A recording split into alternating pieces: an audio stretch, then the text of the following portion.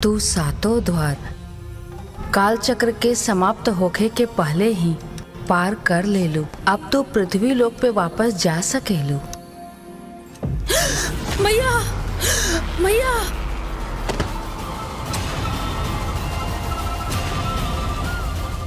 गुड़िया, मौसी, हमार गुड़िया वापस आ गई। ये कपड़ा ये हम कब पहनी?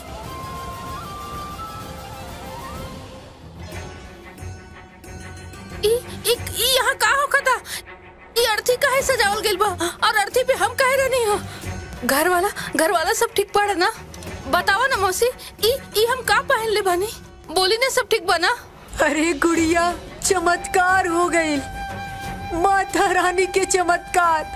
देखा तनी रउआ लोग, ई हमार बरसन के पूजा के फल है। मैया रानी के कृपा से तू बिल्कुल ठीक बाड़ू। तू जिंदा बाड़ू गुड़िया, तू जिंदा बाड़ू। ये सब माता मैया, मैया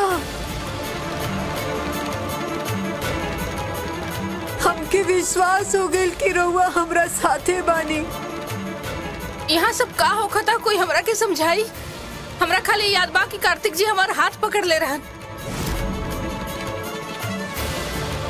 ओकर बाद कब कैसे का भइल हमरा के कुछो नहीं के पता। रउआ हमरा बताई ना, यहाँ का भइल रहे?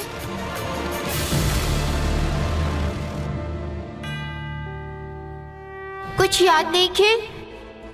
ये कैसे हो सकेला मैया? इतना बाधा पार करके दीदी मृत्यु लोक पहुँच ली और उनका कुछ याद नहीं खे? यह सृष्टि के नियम हा शैशव। जे देवलोक यमलोक में होखेला ओकर स्मृति पृथ्वी लोक पे मनुष्य के ना रहेला और एकरा में ही ओकर भलाई है। काहे कि पिछला जन्म से जुड़ल बातें मनुष्य के हमेशा ओकर वर्तमान से दूर करेला। लेकिन ईटा दीदी के पुनर्जन्म नहीं, फिर उनका कैसे नहीं खे याद? तो भूला ताड़ा शैशव, वैष्णवी मृत्यु के आलिंगन कर ले रही।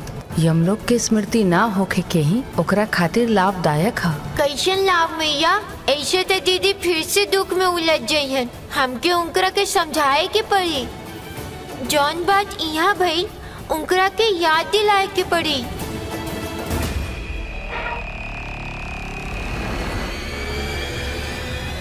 हम बताओ तनी। कार्तिक बाबू तोहरा संगे बहुत बुरा व्यवहार कैले रहलन।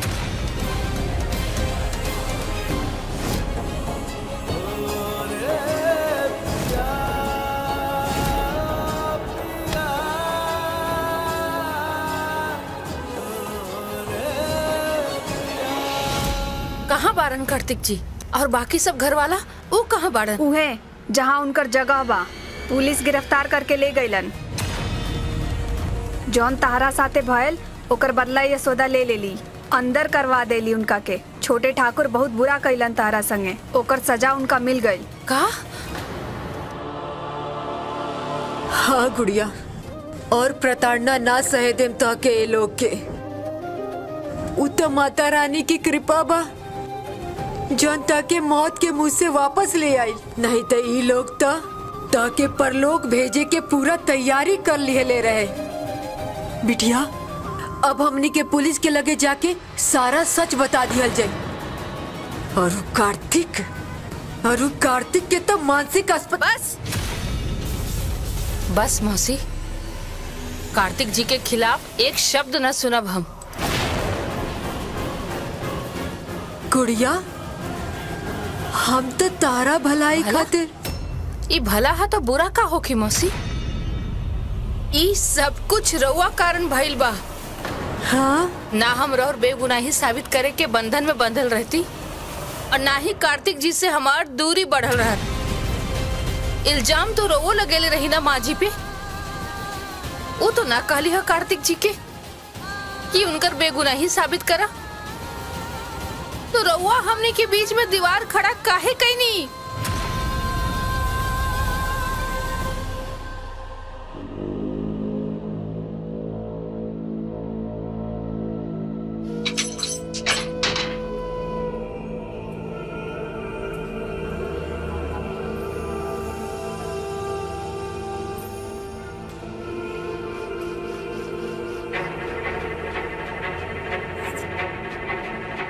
अरे बड़े साहब आ गए। अरे के हमारे भैया? अरे गांव के अंडाटा हुए ठाकर उपेंद्र सिंह जी। ये गांव के आधा से ज्यादा चूल्हा इनकर खेत और फैक्ट्री के वजह से चलेला।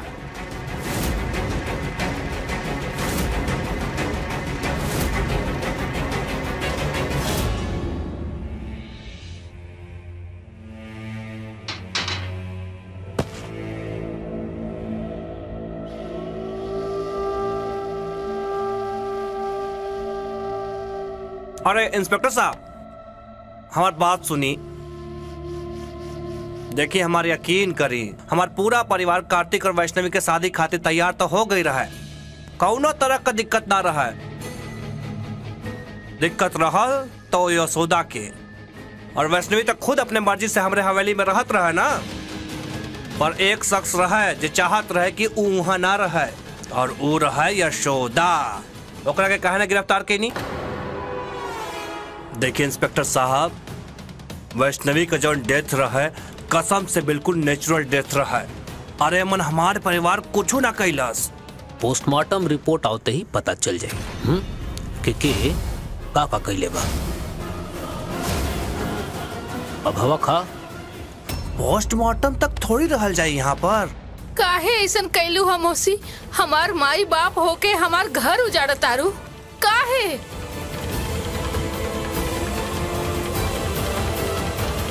ई वैष्णवी के का हो गल बा?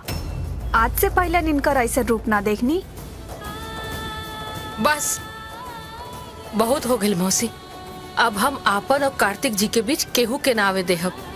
कबो न बात करब हम रउआ से। कोई रिश्ता ना।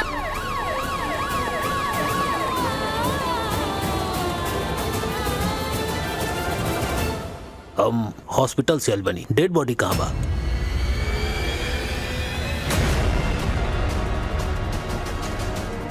का मतलब?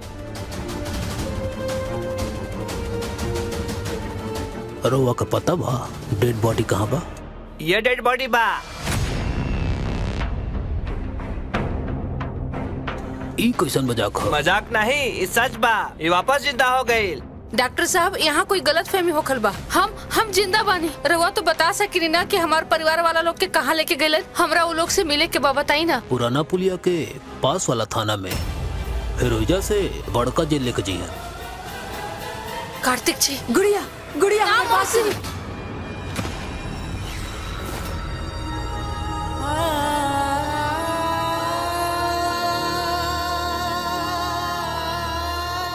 देखिए, बहुत सारा आरोप बा। फिजिकल और mental torture to the point of death, और लड़का का मेंटल कंडीशन शादी से पहले छुपा के रखल।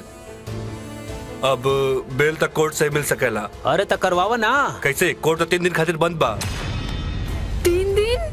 अरे तक का 3 दिन हमनी यही जा साड़ेम सा कुछो करी ना। लार साहब कुछो करी ना। सही बात बा। रउआ सब एजा कैसे रह पाए? इतना बड़ा परिवार बा राउर। यही खातिर हम रउआ के बड़का जेल भेजतनी। ठीक बा?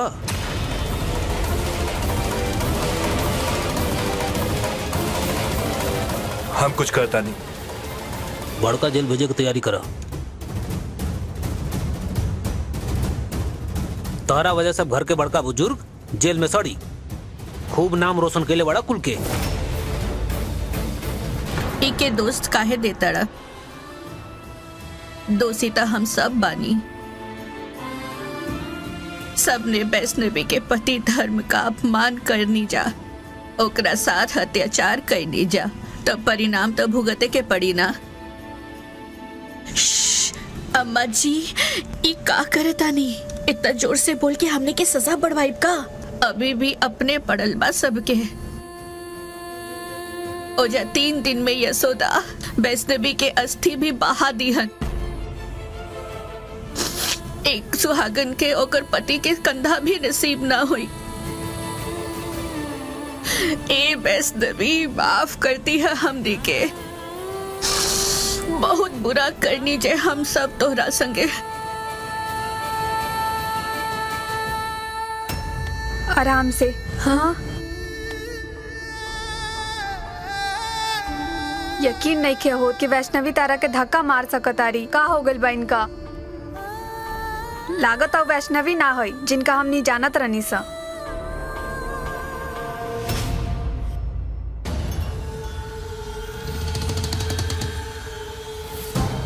रवा सब पीछे हटी, पीछे हटी। इतना बड़ा खबर फोटो नहीं, नहीं, फोटो नहीं, फोटो। बड़ा खानदान बहू की हत्या, ये तो फ्रंट पेज के खबर बा। बताइए सर, रहुआ अपने बीबी का हत्या काहे की नहीं?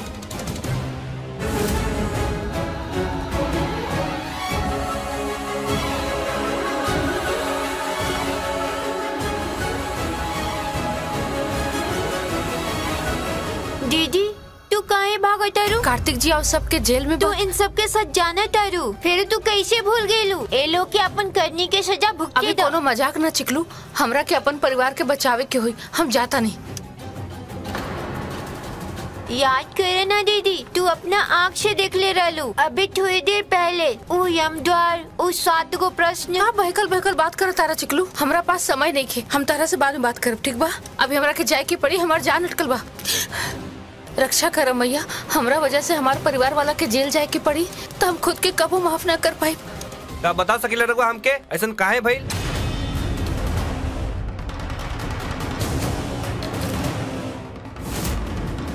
दूर हटा, हटा लोग, लेके चला है के? चला चल।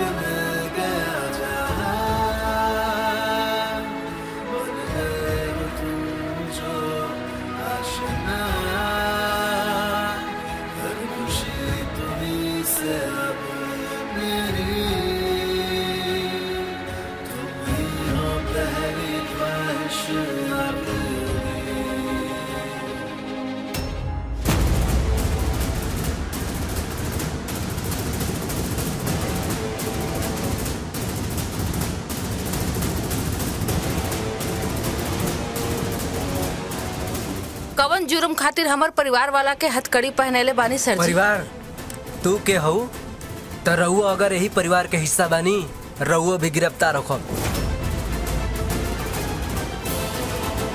ठीक बा, तब फिर करी गिरफ्तार। दुनिया में पहला बार ऐसा होखी कि कोई आपन ही हत्या के जुर्म में जेल जाए।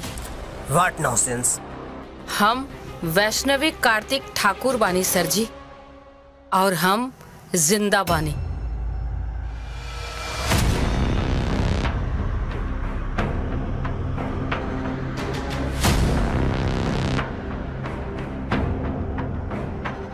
और ई हमार पति कार्तिक ठाकुर।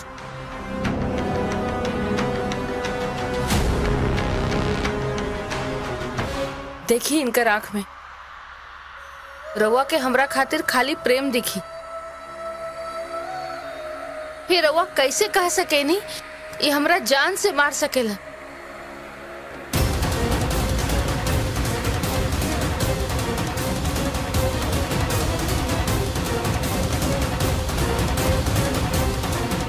ये हमार दादी,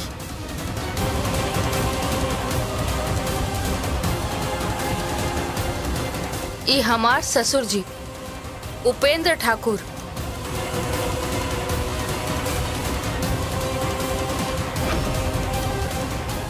ये हमार सास उर्मिला ठाकुर,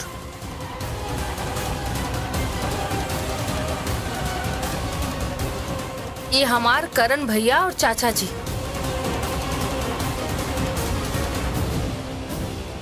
ये हमार चाची और उर्वशी भाभी।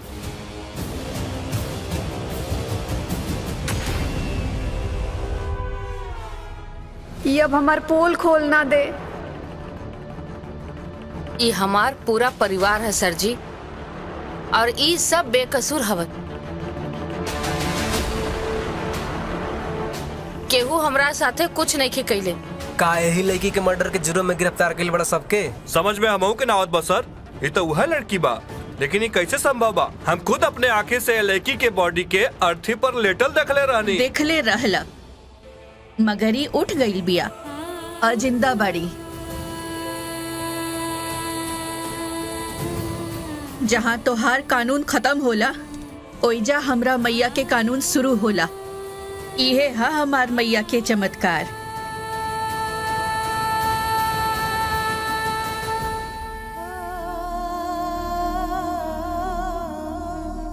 हमरा के माफ कर दो वैष्णवी, हम तोहरा के पहचान ना पाईनी।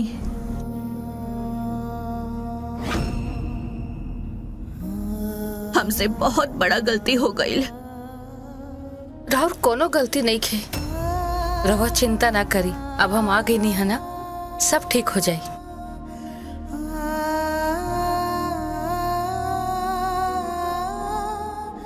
सर जी, एक खड़ा बानी हम जीता जागता, एकदम सही सलामत। अब तो हमार परिवार वाला के रिहा कर दी। रउआ बोल देनी, हमनी के मान लेनी जा। इतना आसान तो नहीं खे, अभी दूध के दूध और पानी के पानी हो जाई। हमारे फोरेंसिक एक्सपर्ट गइल बड़े हवेली। कमाल बा सर, बिना कोनो सबूत के हमार परिवार वाला के थाना ले आईनी हा, बुजुर्ग तक के न छोड़नी हा, और हम सामने खड़ा बानी तो सच्चाई माने के तैयार नहीं की। का इतना अंधा होखेला राउर कानून? अरे तैयार है दैया, हाँ? जेकरा हमने भेड़ समझ के हाकत रहनी जाना, उ तो शेरनी निकलल। देख कितना बड़ा अफसर से, देखा ना मुंह चला चला के बतियावा दिया। अरे ई वैष्णवी है नु कि ओकर भूत हा। आ गईला बॉडी के का अपडेट बा? सर उजा डेड बॉडी तो बटले ना बा, ई मैडम तो जिंदा बड़ी।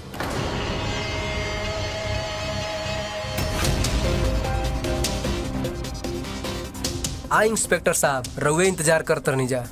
अरेस्ट करे से पहले चेक कैले रहा हा केहू मरल बा कि ना। सर हमके डोमेस्टिक अब्यूज के कंप्लेंट मिल रहे और ये फैमिली के सब लोग कंफर्म कर ले रहे कि मैडम मर चुकल बड़ी।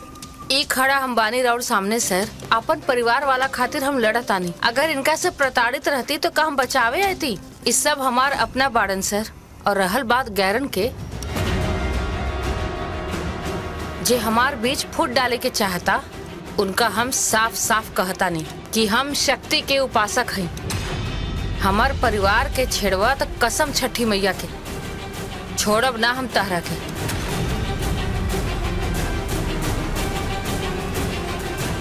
छोड़ दे सबके।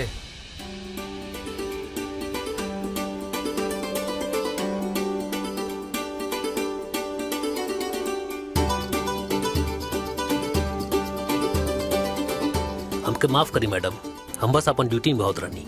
गीता में लिखल बा सर जी, 1000 दोषी भले ही छूट जाए, बाकिर केहू बेकसूर के सजा ना मिले के चाहिए। गिरफ्तार करे से पहले एक बार कम से कम पक्का तो कर लेती कि असली गुनाहगार के बा।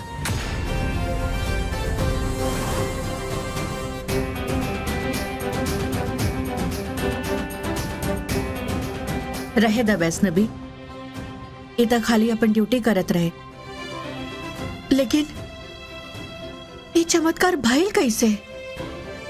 तू जिंदा हो गई लू? हम मरले कब रही दादी जी, हम जिंदा हुई थी।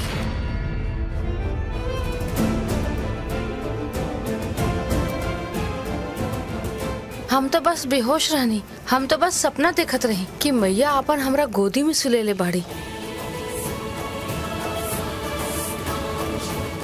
शायद यही खातिर हम गहरा नींद में चल गई रही। अरे पर गहरा नींद में क्योंकि सांस तो ना रुकेला नु। ओ दिल के धड़कन भी रुक गई रहे तोहर। हाँ पर हमार दिल तो धड़कत रहे ना, कैसे मर सकेले ई?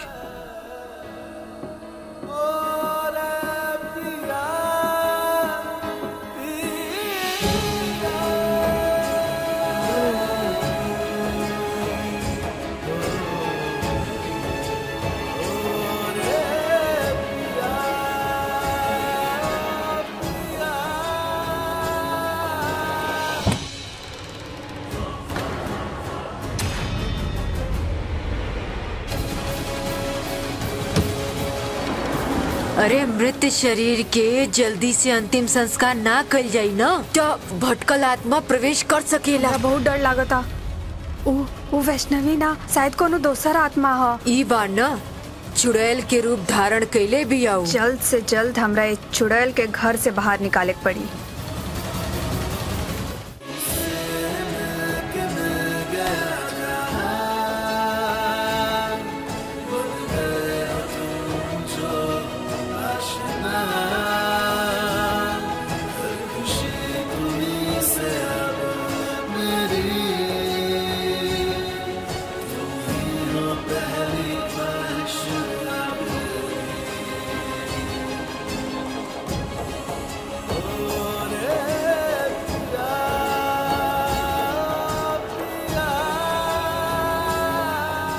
बस अब और आंसू ना, सब ठीक हो गइल ना।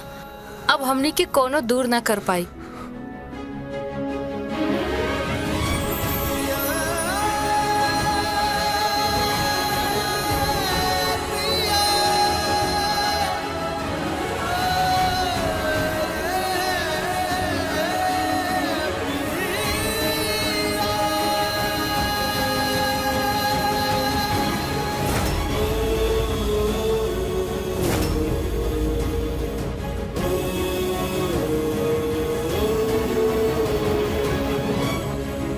ई कैसे हो सकता? कुछो तो गड़बड़ बा।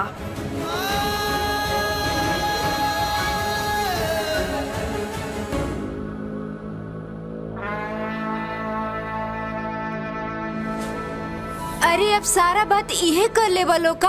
अरे हमार तो दम घुटा था यहाँ पे। अरे करण बिटुआ, अरे ड्राइवर के फोनवा लगाओ कहीं से और बुलाओ। अरे घरे चले के। ऐसे पहले कि क्रैच वैष्णवी पे भरोसा करे लगन, हमरा ओकरा से बात करे पड़ी। कर लेला अपन मनमानी। बोले रही ना, वैष्णवी के देवलोक यमलोक के कोई भी स्मृति ना रही। हम तो उनका सहायता ही करे चाहते नहीं है ना मैया, लेकिन वो तो हमसे ठीक से बातों ना कैली। लड्डू खैबा? कैसे खाई मैया? दीदी के चिंता सतावल बंदी नहीं खे हो। अगर उनका सब कुछ याद रही तो नीचे उस दुष्ट शक्ति को से लड़े में आसानी रही, लेकिन वो तो कुछ सुनने की तैयारी नहीं की और रउआ यहाँ लड्डू खाए की बात करता नहीं। वह बात तो हम तहरा के समझावे की कोशिश करतानी शैशव। हर काम, हर वार्तालाप के भावना व्यक्त करे के एगो सही समय होखेला। जब तहरा ज्ञात बा वैष्णवी कार्तिक के लेके परिवार के लेके परेशान बिया, तो भला वो काहे तहार बात सुनी? ओह, हम तो ये बात सोचबे ना कईनी। राउर बात बिल्कुल सत्य बा मैया। दीदी के अबे ऐसा मनोस्थिति नहीं खे कि वो हमारी बात सुनस। समझल तो दूर के बात बा, हमके सही समय के प्रतीक्षा करे के पड़ी।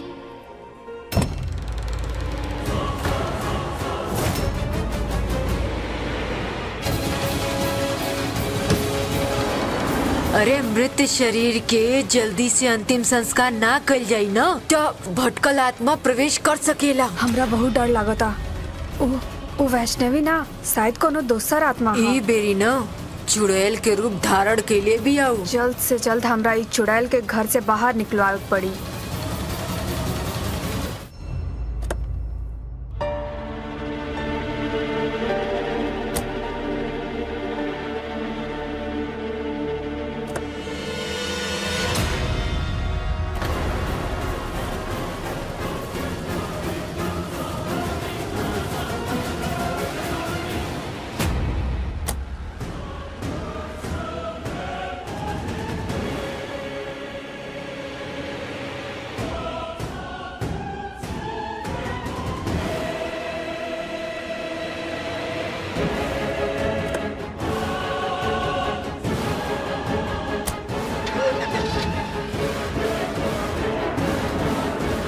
हो गई सिट्टी पिट्टी गुम। हाँ आंटी वो अब आवत था मजा। और छुपा के रखा मंगलसूत्र के। कहले रानी मत कर ऐसन। दे देलू न गौरी मुसीबत के नेवता, अब झेला। अरे मृत शरीर के जल्दी से अंतिम संस्कार ना कल जाई ना तो भटकल आत्मा प्रवेश कर सकेला। अब देख ला कार्तिक के एक पल खातिर भी अकेला नहीं खे छोड़ तोकरा के लेके चल देलस घरे के। हमरा बहुत डर लागता। ओ वैष्णवी ना शायद कोनो दोसर आत्मा हा। अरे नाही रे नाही, वैष्णवी ही हिया। बस ए बेरी ना चुड़ैल के रूप धारण कैले भी आऊ। चला गाड़ी में बैठ जा। आ जल्द से जल्द हमरा ई चुड़ैल के घर से बाहर निकलवावे पड़ी। अभी के अभी ये घर से बाहर निकल। हम तोरा के एक पल भी यहाँ देखे के नहीं चाहत। Get out. होखत के बाड़ू तू हमरा के हमार घर से बाहर निकाले वाला। ये हमार पति के घर है और तू यहाँ सिर्फ एगो मेहमान उहे हैसियत में रहा। हम अपन कार्तिक जी पे ताहरा जैसन बुरा साया कबो न मंडराए देहब। और रहल बात यहाँ से जाए के, तो हम कार्तिक जी के छोड़ के कबो न जाए।